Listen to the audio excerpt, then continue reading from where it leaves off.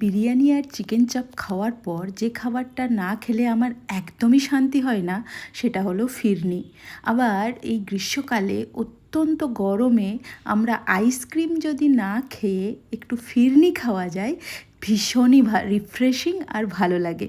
তাই আজকে বাড়িতেই ফিরনি বানানোর চেষ্টা করলাম। প্রথমেই বাসমতি চালকে মোটামুটি 200 গ্রাম মতো বাসমতি চালকে জলে ভিজিয়ে রাখলাম আর মাটির হাঁড়িগুলো ধুয়ে জলে ভিজিয়ে রাখলাম।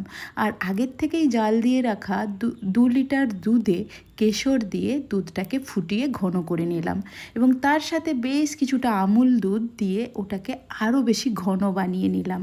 আর একটা বাটিতে একটুখানি কেশর গরম দুধে ভিজতে দিলাম কালারটা আসার জন্য।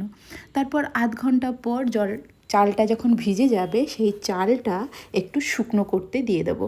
তারপর শুকনো হয়ে যাওয়ার পর মিক্সিতে এটা গুঁড়ো করে নেব। তবে খেয়াল রাখতে হবে পুরোপুরি গুঁড়ো না হয়, একটু গোটা গোটা যেন থাকে।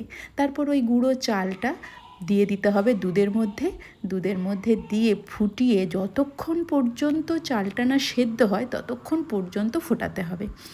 তারপর ওতে কেশরটা অ্যাড করে দেবো, কেশর দুধটা কালারটা ভালো হওয়ার জন্য।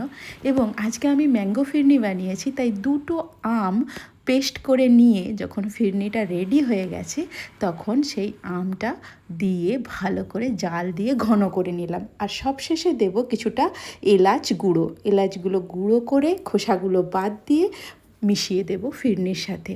আর সময় মতো চিনিটা দিয়ে দেব যতটা মিষ্টি দরকার। তারপর মাটির হাঁড়িগুলোতে ভরে এটাকে ফ্রিজে 10-12 ঘন্টার জন্য রেখে দেবো। খেয়াল রাখতে হবে এটা কিন্তু ডিপ ফ্রিজে নয়, নর্মাল ফ্রিজে রাখতে হবে। ব্যাস, তাহলেই কিন্তু 10-12 ঘন্টা পর রেডি একদম ঠান্ডা ঠান্ডা ফিরনি। দারুণ খেতে হয়।